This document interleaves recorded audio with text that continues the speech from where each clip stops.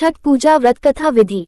सूर्य षष्ठी महात्म्य। भगवान सूर्य, जिन्हें आदित्य भी कहा जाता है, वास्तव एकमात्र प्रत्यक्ष देवता हैं।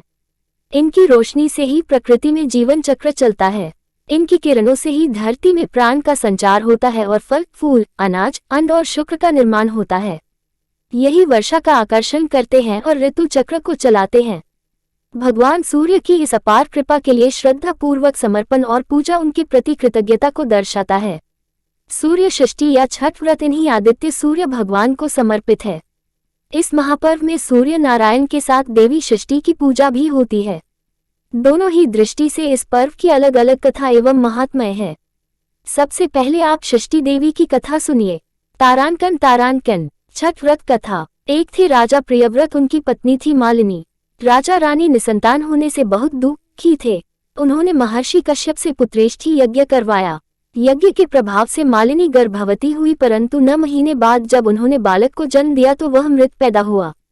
प्रियव्रत इससे अत्यंत दुखी हुए और आत्महत्या करने हेतु तत्पर हुए। प्रियव्रत जैसे ही आत्महत्या करने वाले थे, उसी समय एक देवी वहां प्रकट हुई। देवी ने कहा, प्रियव्रत, मैं षष्ठी देवी हूँ।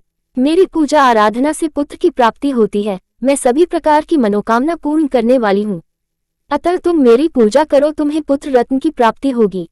राजा ने देवी की आज्ञा मानकर कार्तिक शुक्ल षष्ठी तिथि को देवी षष्ठी की पूजा की, जिससे उन्हें पुत्र की प्राप्ति हुई।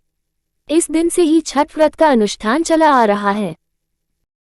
एक अन्य मान्यता के अनुसार भगवान श्री रामचंद्र जी जब अयोध्या लौटकर आए, तब राजतिलक के पश्चात उन्होंने माता सीता के साथ कार्तिक शुक्ल षष्ठी तिथि को सूर्य देवता की व्रतोपासना की और उस दिन से जनसामान्य में ये पर्व मान्य हो गया और दिनानुदिन इस त्योहार की महत्ता बढ़ती गई व पूर्ण आस्था एवं भक्ति के साथ ये त्योहार मनाया जाने लगा। तारांकन। छठ व्रत विधि। इस त्योहार को बिहार, झारखंड, उत्तर प्रदेश एवं भारत के पड़ोसी देश नेपाल में हर्षोल्लास एवं नियम निष्ठा के साथ मनाया जाता है। इस त्योहार की यहाँ बड़ी मान्यता है।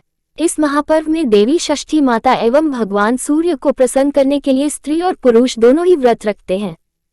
व्रत 4 दिनों का होता है। पहले दिन यानी चतुर्थी को आत्मशुद्धि हेतु व्रत करने वाले केवल अरवा खाते हैं, यानी शुद्ध आहार लेते हैं।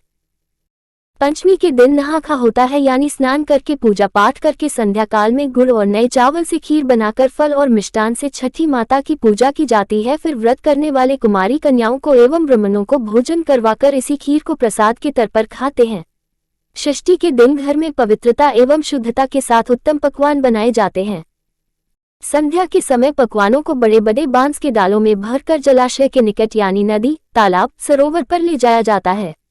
इन जलाशयों में ईख का घर बनाकर उन पर दिया जलाया जाता है। व्रत करने वाले जल में स्नान कर इन डालों को उठाकर डूबते सूर्य एवं षष्ठी माता को अर्घ्य देते हैं।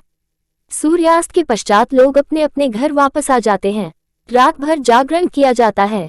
सप्तमी के दिन सुबह ब्रह्म मुहूर्त में पुनः संध्या काल की तरह डालों में पकवान, नारियल, केला, मिठाई भरकर नदी तट पर लोग जमा होते हैं। व्रत करने वाले सुबह के समय उगते सूर्य को अर्घ्य देते हैं। अंकुरित चना हाथ में लेकर षष्ठी व्रत की कथा कही और सुनी जाती है। कथा के बाद प्रसाद वितरण किया जाता है और फिर सभी अपने अपने घर लौटाते हैं। व्रत करने वाले इस दिन पलायन करते हैं। इस पर्व के विषय में मान्यता यह है कि जो भी षष्ठी माता और सूर्य देव से इस दिन मांगा जाता है वह मुराद पूरी होती है।